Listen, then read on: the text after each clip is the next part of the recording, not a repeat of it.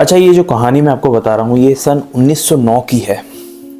1909 की ये कहानी बहुत ही खास है क्योंकि ये कहानी हमें सिखाती है कि कुछ जो लोग होते थे जिन्होंने साईं बाबा को कभी शिरडी में आके देखा भी नहीं और ना कभी उनकी पूजा की, फिर भी कहीं ना कहीं बाबा ने उनके जो कनेक्शंस थे, जो बाबा के भक्त थे, उनके मद्देनज़र रखते हुए उन भक्तों की भी रक्षा की जो कभी बाबा से आगे मिले नहीं। ये कहानी है चंद्राबाई बोरकर की और उनके हस्बैंड की। इससे पहले की वीडियोस में भी मैंने चंद्राबाई बोरकर के बारे में बात की है। चंद्राबाई बोरकर जो थी वो बाबा की बहुत ही ज़्यादा श्रद्धा में डूबी हुई भक्त थी, क्योंकि वो बाबा को बहुत ज़्यादा पूजा करती थी और बहुत ज़्यादा मानती थी। वहीं दूसरी साइड में जिन भक्तों की बात कर रहा था, उन्हीं कैटेगरी में आते हैं उनके हस्बैंड, जिन्होंने कभी भी साईं बाबा को देखा नहीं था आकर, और वो अपने काम में ही बिजी रहते थे। कभी ना वो शिरडी आए थे, ना कभी बाबा के उन्होंने दर्शन किए थे।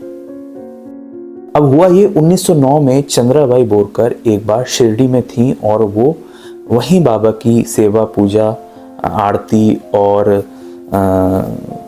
जो अपने से बन पाता था वैसे वो बाबा के लिए भोजन ले जाना और ये सब वो ध्यान शिरडी में रहकर करती थी। वहीं दूसरी तरफ जो उनके हस्बैंड थे वो इंजीनियर थे, जो ब्रिज वगैरह बनते थे उसमें वो एक अहम रोल प्ले करते थे और वो पंढरपुर में रहते थे। तो एक साइड तो चंद्राबाई बोरकर शिरडी में थी और दूसरी साइड उनके हस्बैंड थे पंढरपुर में।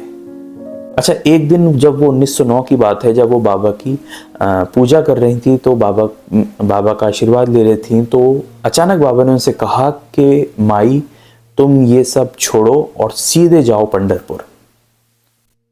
अब उनके दिमाग में कहीं ना कहीं ये तो आया क्योंकि उनके हस्बैंड पंढरपुर में है, लेकिन उन्होंने बाबा से पूछा कि आप ऐसा क्यों कह रहे हैं और मुझे अचानक पंढरपुर जाने को क्यों कह रहे हैं। वहीं जो दूसरी साइड बाबा थे, उन्होंने उन्हें कुछ भी नहीं बोला और उनसे कहा कि आप अभी पंढरपुर जाओ सब छोड़ छाड़ के। तो फिर उसके बाद चंद्राबाई बोलती हैं कि मैं तो अकेली हूं, मैं अकेले, मेरे पास इतना पैसा भी नहीं है, मैं कैसे जाऊंगी। तो बाबा ने बोला कि जितना तुम पे पैसा है तुम उतना लेकर जाओ, बाकी का इंतजाम मैं कर दूंगा। और बाबा ने ऐसा कह के 2 लेडीज को उनके साथ भेजा, तो ये 3 जने बाय ट्रेन पंढरपुर गए। पंढरपुर जाने के बाद इन्हें पता पड़ता है कि जो उनके हस्बैंड थे उन्होंने अपने ऑफिस से किसी कारणवश रिजाइन कर दिया है और उनकी जो नौकरी है वो अब चली गई है। वहां जाकर इन्हें मालूम पड़ता है और ये पूछते हैं कि मेरे हस्बैंड अब कहाँ हैं जो उन्होंने रिजाइन किया। तो जो वहाँ के जो अधिकारी होते हैं वो बोलते हैं अब हमें मालूम नहीं वो कहाँ गए, उन्होंने रिजाइन कर दिया और वो चले गए।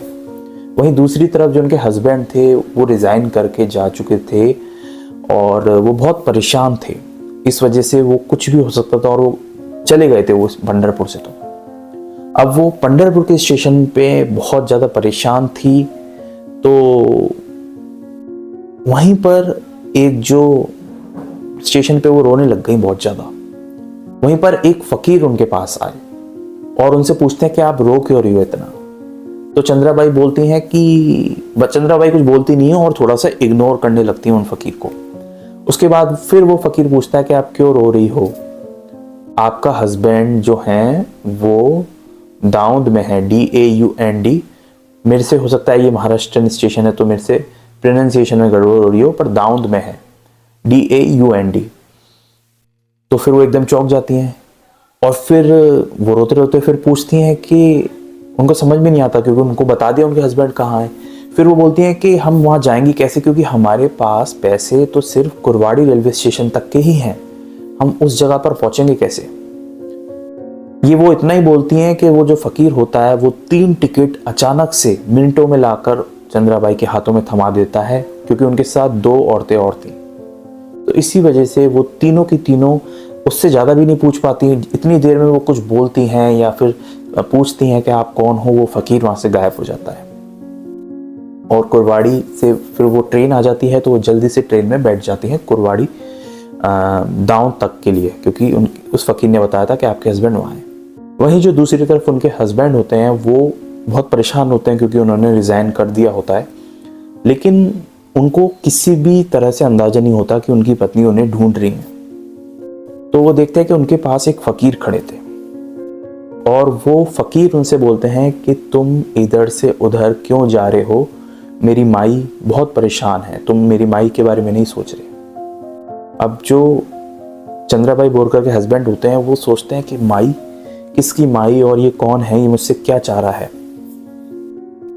वहीं फिर वो फकीर से पूछते हैं कि तुम कौन और तुम किसकी बात कर रहे हो। फिर वो फकीर बोलते हैं कि मेरी माई जो है वो तुम्हारी पत्नी, वो इस स्टेशन पर आने वाली है, अभी इस गाड़ी आने वाली है।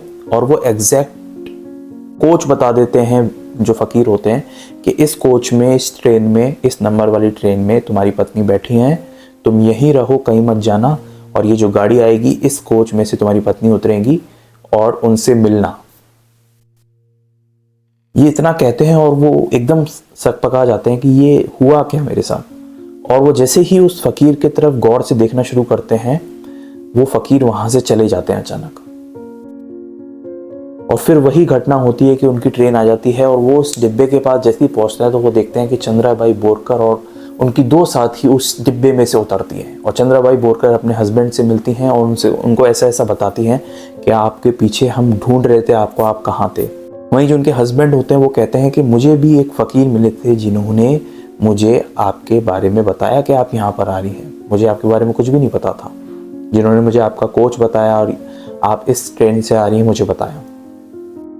वहीं वो जो लेडी होती हैं वो बोलती हैं कि मैं साईं बाबा की पूजा करती हूँ, तो कहीं ना कहीं उसी रूप में बाबा आए होंगे। और वो जब बाबा की एक तस्वीर दिखाती हैं उनके हस्बैंड को, तो उनके हस्बैंड बोलते हैं कि यही व्यक्ति, यही फ़कीर जो थे मेरे पास आए थे, जिनने मुझे बताया कि आप ट्रेन से आने वाली हैं और बहुत परेशान है मेरे लिए। तो देखा आपने, चंद्राबाई बोरकर के जो हस्बैंड हैं उनको तो बाबा से कभी मिलना हुआ ही नहीं था, और उसके बाद भी चंद्राबाई बोरकर की खातिर बाबा ने उन पे दया की, उन पे कृपा की और उनके सामने आकर मिले। है ना बहुत खास बात कि अगर बहुत सारे भक्त ऐसे थे जिनका कनेक्शन कभी बाबा के साथ नहीं रहा, लेकिन किसी ना किसी जन्म में वो बाबा से कनेक्टेड रहे होंगे, इसलिए बाबा ने उनकी रक्षा हर जन्म में की। ये कहानी हमें ये सिखाती है।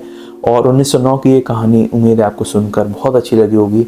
और इसी तरह साईं बाबा से जुड़ी हुई रियल हिस्ट्री अगर आप जानना चाहते हैं, असली कहानियाँ जानना चाहते हैं, तो मेरे इस चैनल पर ढेर सारी ऐसी वीडियोस अपलोडेड हैं जहां पर आप बाबा से जुड़ी हुई असली कहानी जान सकते हैं। मैं असली कहानी बाबा से जुड़ी हुई पढ़ता रहता हूं, समझता रहता हूं और आप तक पहुंचाता रहता हूं। मिलेंगे एक नेक्स्ट वीडियो में, तब तक के लिए ओम साई राम।